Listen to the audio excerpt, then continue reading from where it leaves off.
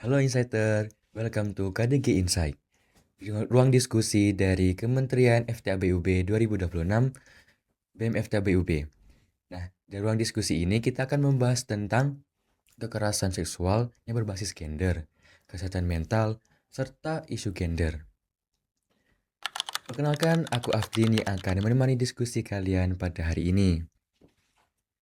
Di episode pertama ini, kita akan membahas akar permasalahan dari kekerasan seksual. Banyak orang itu hanya melihat dari dampaknya aja, tidak melihat dari faktor yang melatar belakanginya. Nah, sebenarnya apa sih yang mendorong seseorang itu menjadi pelaku? Apakah mungkin dari faktor psikologis ataupun mungkin dari murni dari pelakunya tersebut? Hari ini kita akan membahasnya bersama narasumber kita pada hari ini. Tentu untuk membahas topik kita pada hari ini, kita bersama narasumber yang luar biasa, yaitu Ibu Ratih Eka Pratiwi, sarjana psikologi, magister psikologi, psikolog yang berprofesi di dosen Universitas Muhammadiyah Malang, yang memiliki fokus serta kompeten di bidangnya. Halo Ibu, perkenalkan saya Aflin. Mungkin Ibunya bisa perkenalan terlebih dahulu? Baik, selamat siang Mas Afdin. Ya. Perkenalkan saya Ratih, saya adalah seorang psikolog dan juga dosen di program studi psikologi Fakultas Psikologi Universitas Muhammadiyah Malang. Mungkin kesibukan Ibu hari ini apa aja sih? Kesibukannya ngisi podcast Oh, ini. ngisi ke sini. Oh ya, kebetulan Ya karena masih ini ada lagi libur ya ya ruang mahasiswa. waktunya banyak ya Ibu. Terima Iya, kasih Ibu sudah baik. mau menyempatkan diri di hari ini Mm-mm. bersama kita di KDG Insight. Ya. Mungkin sebelum kita masuk ke topik utama kita pada hari ini, mungkin Ibu bisa ceritakan apa sih latar belakang pendidikan Ibu, Mm. kemudian mungkin apa kesibukannya sebagai dosen UMM kan? Mungkin bisa? Oke, baik. Saya ambil S1 dan juga magister psikologi profesi dari UGM. Hmm. Nggak usah tanya angkatan ya, Oh Mas ya, ya. nggak apa-apa, nggak apa-apa. Oke, kemudian ya sehari-hari praktik juga di Praktik. pusat layan psikologi di kampus sama ada klinik juga gitu. Maksudnya saya praktik di klinik, bukan Mm-mm. bukan saya yang punya kliniknya. Terus ya ngajar aja sih, ngajar, melakukan Mm-mm. penelitian. Terus di pusat layanan psikologi yang di kampus memang beberapa kali ya menangani klien rujukan dari Mm. dinas pemberdayaan perempuan dan perlindungan anak kabupaten, di antaranya adalah kasus-kasus kekerasan terhadap perempuan dan anak. Berarti cukup banyak ya kasus yang terjadi terhadap perempuan ya, Ibu? Cukup banyak Cukup di banyak di ya. Malang ya, Di Malang cukup cukup banyak banyak. ya, Ibu. Mungkin kita langsung aja untuk ke Boleh. topiknya. Untuk kita itu kan biasanya kalau bicara tentang kekerasan seksual itu mesti mikirnya eh, dari dampaknya aja nggak sih? Dari dampaknya korban. Tapi kita itu nggak mikir dari apa sih apa sih faktor utama yang mendorong pelaku itu melakukannya? Mungkin dari faktor internal kah atau mungkin eksternal kah? Mungkin Ibu bisa jelaskan? Oke, baik. Jadi sebenarnya kekerasan itu bukan sesuatu yang serta-merta terjadi gitu ya. Hmm. Ada faktor internal dan juga faktor eksternal yang berkontribusi terhadap munculnya perilaku kekerasan ini Hmm. gitu, di manapun settingnya gitu. Kalau teman-teman mungkin cek ya data di Simfoni PPA, itu justru kekerasan paling banyak terjadi di lingkungan-lingkungan yang memang familiar bagi korbannya. Familiar. Apakah itu di rumah, di sekolah, di tempat kerja gitu. Jadi malah justru kalau dari statistiknya, angka kekerasan di ruang publik gitu ya, atau angka kekerasan yang di ruang yang tidak dikenal oleh korban itu malah jarang Oh, terjadi atau jarang ya. jarang terlaporkan gitu. Jadi Hmm. mostly memang di lingkungan yang dikenal oleh korban gitu dan juga oleh jadi pelakunya itu orang yang dikenal juga Oh, oleh dikenal, korban iya. gitu. Jadi nah, faktornya itu banyak ya. Jadi tadi saya sampaikan multifaktor. Ada faktor utamanya atau root cause-nya biasanya adalah persepsi ketidaksetaraan terhadap gender gitu Hmm. atau juga disrespectful pada gender-gender tertentu Hmm. gitu ya. Jadi ada gender-gender yang dianggap rentan atau layak nih diperlakukan Hmm. secara kasar, diperlakukan secara tidak hormat kayak gitu. Nah, Hmm. itu adalah salah satu root cause-nya. Kemudian ada faktor-faktor yang juga berkontribusi gitu ya, misalnya pembiaran gitu. Ah, itu bercanda doang gitu, bukan Hmm. kekerasan tuh, atau ya udah layak gitu ya, udah layak nih orang ini mendapat perlakuan yang seperti itu, perlakuan yang disrespectful gitu. Kemudian juga ada faktor kerentanan individunya ya sebagai Individu, korban. ya. Apakah itu mereka dalam posisi yang lemah gitu ya. Kemudian di sini ada power abuse. Jadi misalnya pelaku itu di posisi yang lebih kuat dibandingkan korban, itu juga Hmm. akhirnya jadi contributing factor seperti itu. Jadi kalau kita bicara soal kekerasan, penyebabnya nggak pernah penyebab tunggal gitu. Jadi Hmm. ada multifaktor itu tadi. Baik kerentanan dari individunya sendiri, pembiaran dari lingkungan, atau bagaimana lingkungan mempersepsi kerentanan itu, mempersepsi tindakan itu sebagai tindakan yang oke untuk dilakukan kayak Hmm. gitu. Tadi ibu kan sempat mention kan, tadi Mm-mm, dari mm-mm. individu gitu kan. Mm-mm, mm-mm. Berarti mereka itu kontrol diri mereka itu rendah dong berarti. Maksudnya ini pelaku atau korbannya? Pelakunya. Pelakunya. Bisa jadi seperti Oh, itu. bisa jadi. Jadi kontrol dirinya nggak bagus gitu Iya. ya. Ada kecenderungan untuk menggunakan powernya atau kekuatannya untuk menindas orang lain kayak Hmm. gitu. Terus yang bisa juga terjadi itu adalah ketidakmampuan mengelola impuls ya, atau mengelola Impulsi. dorongan-dorongan tadi, Emosi ya. sehingga dia melampiaskannya dalam tindakan yang sebetulnya um, melanggar ya, melanggar hak-hak Iya. orang lain, kesejahteraannya orang lain kayak. Jadi terlalu kompleks ya sebenarnya ini. Ya betul, karena nggak mungkin single factor Iya, aja, multi iya, factor yang mempengaruhi atau yang menyebabkan kenapa kekerasan itu akhirnya terjadi. iya, betul. Berarti selain dari individu tuh mesti ada dari lingkungan juga ya, Ibu? Betul, Betul. jadi Mm, apa ya, faktornya interaksi antara individu dan juga lingkungan. Individu mm. di sini bukan hanya pelakunya, tapi juga kerentanan yang dipunya oleh Oh, korbannya, korban. kayak gitu. Mhm. Berarti kalau korbannya itu mungkin dalam kondisi yang lemah juga kayak mungkin dari psikologisnya juga. Jadi dia Betul, tuh bisa kayak nggak bisa melawan gitu kan, Ibu? bisa jadi. Jadi self esteemnya rendah Self misalnya esteemnya gitu. juga. Kan kekerasan itu konteksnya banyak ya. Ada Iya, juga yang KDRT misalnya, kemudian kekerasan dalam relasi romantis, maksudnya belum nikah tapi pacaran kayak iya. gitu ya. Nah, self esteemnya rendah. Kenapa kekerasan itu terjadi? Bisa jadi karena self esteem yang rendah itu tadi. Ah, Mm, aku kalau nggak mau diperlakukan seperti ini nanti dia ninggalin aku, misalnya ya kayak gitu. gitu. Itu akhirnya juga jadi faktor yang melanggengkan kekerasan itu terjadi gitu. Berarti Mhm. termasuknya toksik lah banget ya itu Iya, pasangannya kalau gitu ya. makanya kalau cinta tuh kalau Iya, jatuh cinta harus melek ya, nggak iya, boleh nggak boleh. cinta buta Betul. ya. Berarti kalau misalnya kan biasanya itu kan bisa terjadi victim blaming ya, Ibu. Itu Oke. kalau langkah preventifnya itu gimana sih yang dapat dilakukan oleh masyarakat ataupun mungkin dari pasangan itu tersebut kayak Mhm. bisa nggak terjadi hal tersebut lah. Oke. Victim blaming biasanya itu terjadi ketika korban ini mulai speak up, aku mengalami ini nih, mengalami kekerasan gitu kan. Nah, victim blaming itu bisa terjadi dari lingkungan.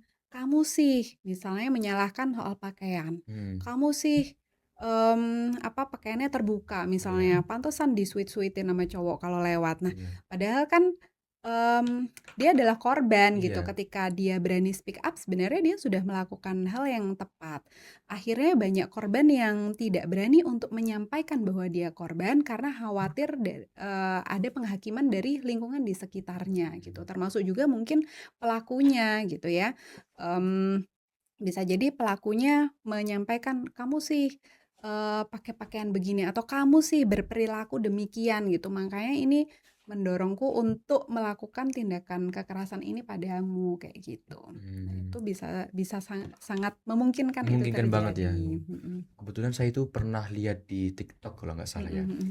Di aplikasi platform yang digital gitu. Mhm. Itu dia itu dilecehkan Ibu. Mhm. Dilecehkan padahal pakaian tuh udah bener-bener nggak yang ketat gitu loh Bu. Iya, Kayak mhm. udah yang apa besar maksudnya Mhm mhm. nggak yang Menutup menutup ya. banget banget Mhm. itu terus dia itu sampai nangis Ibu. Mmm. Sampai dipeluk sama petugasnya saya kayak kok bisa ya gitu. Mhm Si mhm. pelakunya tuh cuman kayak diem gitu tuh, kayak nggak ada rasa bersalah gitu Ibu. Kayak Iya gimana ya itu? iya. Nah, seringkali memang apa ya, ya bukan faktor pakaiannya korban Iya. gitu. Saya pernah baca juga sebuah artikel gitu. Jadi ada, museum ya yang memamerkan bukan museum juga. Jadi waktu itu ada pameran, eee, sebenarnya tujuannya adalah Edukasi. betul, Ya. meningkatkan awareness soal rape gitu ya. Jadi dipamerin tuh, di pameran itu pakaian-pakaian korban kekerasan seksual gitu. Hmm. Itu mostly juga bukan pakaian yang, apa ya, yang terbuka, yang selama ini tuh dianggap mengundang syahwat, kayak gitu juga enggak gitu. Jadi sebenarnya bukan pada korbannya nih, tapi pada pelakunya. Kenapa sampai melakukan hal yang, amoral seperti Hmm. itu, kayak gitu. Betul.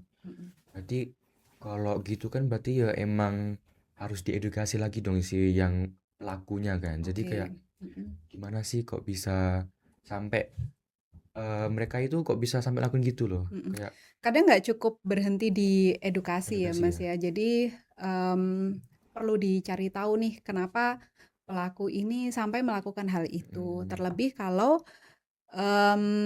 terjadi nggak cuma sekali gitu. Iya, Nah, kenapa nih ada pola yang beracun seperti ini gitu, beracun ada ya. pola perilaku yang maladaptif dan itu berulang-ulang gitu. Itu kan yang akhirnya perlu dicari tahu kenapa ini terjadi. Termasuk pada kasus-kasus kekerasan gitu ya, kalau akhirnya sampai ke ranah hukum, akhirnya pelaku ini dapat konsekuensi hukum, itu kan juga perlu ada penilaian residivis sebelum dia Hmm. bebas ya. Apakah ada kemungkinan ketika dia dibebaskan gitu ya, dia akan melakukan tindakan yang Hmm. serupa kayak gitu. Itu biasanya ada penilaiannya. Ada penilaian gitu ya. Mhm. Berarti ya balik lagi ke awal tadi kan tentang internalnya mereka juga kan itu. Betul, ada Ya. faktor-faktor internal yang Hmm. memunculkan kenapa nih, orang ini jadi sulit mengelola impulsnya, kenapa, apa ya, gratification itu atau kenikmatan itu dalam melakukan kekerasan itu perlu dilakukan dengan segera tanpa dia bisa mengontrol impulsnya atau dorongannya, itu kan yang perlu dicari Hmm. tahu kenapanya gitu. Ya. Mungkin untuk faktor eksternalnya mungkin dari lingkungan sih. Apa Mhm sih yang paling sering terkontribusi untuk mhm pelaku itu biasanya terjadi kekerasan itu termasuk budaya patriarki ataupun rape culture gitu. mhm mhm Itu kan seharusnya tidak harus dinormalisasikan Ibu. mhm Mungkin mhm. bisa dijelasin gitu Bu?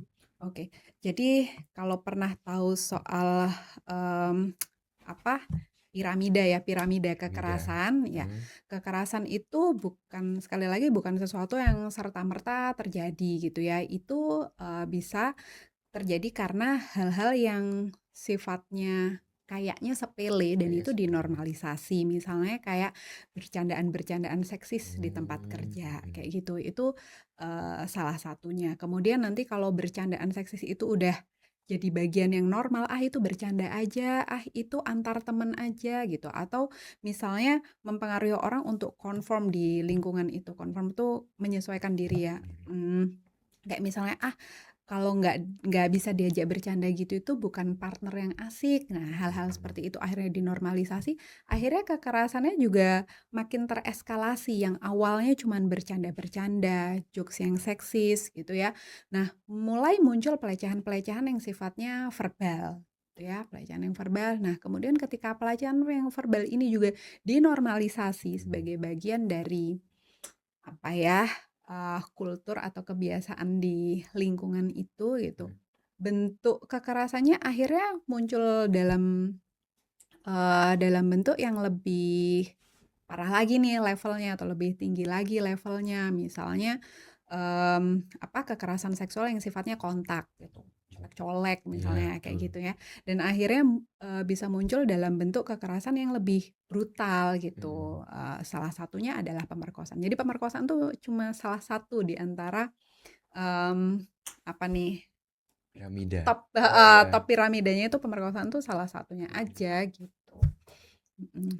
Itu, apa ya, penjelasan mungkin ya soal faktor utama dan juga contributing factor di, kekerasan ini, kekerasan seksual. Nah, bisa juga, kalau pernah dengar soal marital rape, jadi pemerkosaan tapi dalam lingkup pernikahan gitu. Itu kan yang kadang kita juga bertanya-tanya ya, emang bisa pemerkosaan dilakukan dalam ikatan pernikahan? Nah, itu bisa saja terjadi gitu. Ketika relasi seksualnya tidak mendapat consent dari salah satu pasangan. Nah, itu marital rape. Cuman kita juga tidak cukup familiar ya soal istilah marital rape ini. Dianggapnya relasi seksual itu jadi konsekuensi logis dari sebuah pernikahan, padahal nggak juga gitu. Tetap harus ada concern dalam perilaku-perilaku seksual dalam pernikahan. Berarti para insider juga kayaknya baru tahu deh tentang hal ini kan. Marital rape Kayak marital rape kayaknya nggak nggak familiar ya. familiar, kayaknya para baru tahu deh. Ini saya juga baru tahu sebenarnya. Oh, Kayak oke. oh ternyata begitu. Mungkin kalau begitu kan masuknya tuh kalau mau melepaskan diri kan nggak bisa kan Ibu. Soalnya udah ada terikat kan Ibu. Ya, Nah, terikat itu. dalam pernikahan akhirnya jadi lebih sulit lagi, terutama ketika misalnya dalam pernikahan nilai-nilai yang dianut adalah patriarki gitu ya, apa nih, patuh mutlak pada suami kayak gitu. Kemudian juga kadang suami menggunakan kontrol finansial ya, misalnya kayak, "Oh kamu kalau habis nikah sama aku nggak boleh kerja, dapat uangnya dari aku aja," gitu ya. Nah ketika kekerasan terjadi akhirnya jadi lebih sulit bagi perempuan ini untuk melepaskan diri, karena seringkali ketika berpikir untuk berpisah gitu, eee, mikirnya jadi panjang, "Aduh nanti bagaimana aku menghidupi diriku," gitu. Terutama kalau udah ada anak-anak juga, "Bagaimana nanti aku harus menghidupi anak-anakku?" Karena secara finansial sangat bergantung pada suami gitu. Jadi pada kasus KDRT gitu ya, kalau nggak muncul dalam bentuk kekerasan fisik nih, seringkali istri-istri ini bertahan gitu, ibu-ibu ini akhirnya bertahan untuk menerima perlakuan-perlakuan kekerasan yang tentunya sangat mengganggu kesejahteraan psikologis mereka, gitu. Tadi ibunya sempat mention patriarki ya. Mhm. Nah, patriarki itu kan lebih ke patuh kan. Patuh Mhm kepada mhm. yang biasanya cewek Laki-laki, ya mhm cowok. Itu mhm. mungkin kalau langkah preventifnya gimana sih biar nggak yang terlalu patuh gitu kan ada kan tipe yang kayak patuh banget sama suami Heeh gitu kan, heeh heeh. ada juga yang kebalikannya kayak mungkin gimana sih kok biar nggak terlalu Oke. Nah, ini yang akhirnya jadi sulit ya, karena tatarannya udah sampai value nih, nilai-nilai pribadi maupun nilai-nilai keluarga kayak gitu. Kalau sekarang banyak digaungkan soal pasangan yang setara gitu. Nah, persepsi generasi soal mencari pasangan yang setara atau pernikahan yang setara itu antara satu generasi dengan generasi lain, satu individu dengan individu lain, satu latar budaya dengan latar budaya lain itu juga akhirnya berbeda gitu. Itu kan yang akhirnya kita nggak bisa ini ya, nggak bisa mengeneralisasikan bahwa kalau generasi sekarang tuh udah persepsinya lebih setara dibandingkan yang dulu, itu juga nggak bisa gitu. Mengedukasi, misalnya mengedukasi soal kesetaraan itu juga nggak bisa semudah itu gitu ya. Jadi PR sih ya, ya betul PR banget untuk edukasi ini gitu. pembahasannya menarik sekali ya ibu. Hmm. Eh, dari faktor internal hingga eksternal udah ibu jelaskan secara lengkap detail banget. Nah ini dari KDG BMF FTB ABB ini udah mengumpulkan beberapa pertanyaan Oke. dari para insider untuk terkait tema yang kita bahas pada hari ini. Mhm Nah, ini kita udah rangkum beberapa sih mhm. pertanyaannya. Mhm Nah, untuk masuk ke Q&A insider. mhm. Pertanyaan yang pertama itu kira-kira apa sih tanda perilaku yang harus kita waspadai yang potensi pelaku dari kekerasan seksual tersebut? Oke. Potensi ya, mmm, apa ya, mungkin perilaku yang, kita tuh somehow punya alarm ya, punya, apa nih, sorry, alarm yang ngasih kita tanda ini situasi yang aman, ini situasi yang tidak aman gitu. Misalnya kalau kita dikuntit itu aja kan udah jelas nggak aman gitu ya, kita merasa nih di stop, itu juga nggak aman gitu. Kemudian juga apa ya, kalau kekerasannya dalam relasi romantis tuh biasanya controlling, ada perilaku Controlling. controlling dari pasangan yang mungkin perlu disadari juga ya, aware nih kalau aku tuh suka ikut organisasi ini itu, tapi tiba-tiba dilarang-larang misalnya, itu Hmm, adalah perilaku controlling. Nah, itu udah tanda-tanda gitu tanda-tanda. ya. Jadi kalau menemukan tanda-tanda itu, awareness-nya perlu dinyalakan nih Hmm, gitu. Misalnya bisa bicara ke orang yang memang dipercaya gitu. Aku kok merasa begini ya, atau aku mendapat perlakuan yang seperti ini, aku nggak nyaman dan seterusnya gitu. Itu perlu cukup aware gitu ya. Nah, kemudian kalau ini konteksnya di lingkungan kampus, ada nggak whistleblower system gitu. Jadi ada nggak alur pelaporan kalau misalnya aku mendapatkan perilaku yang seperti ini dan ini perilaku yang membuatku tidak nyaman, aku bisa lapornya ke siapa? Yang menjaga kerahasiaan identitasku, misalnya kayak gitu. hmm, Mmm, Kalau di kampus kan biasanya ada ya Satgas TPKS. ada. Heeh. Nah, itu juga bisa dimanfaatkan. Apakah kemudian di Satgas juga ada si whistleblower system Hmm. itu gitu.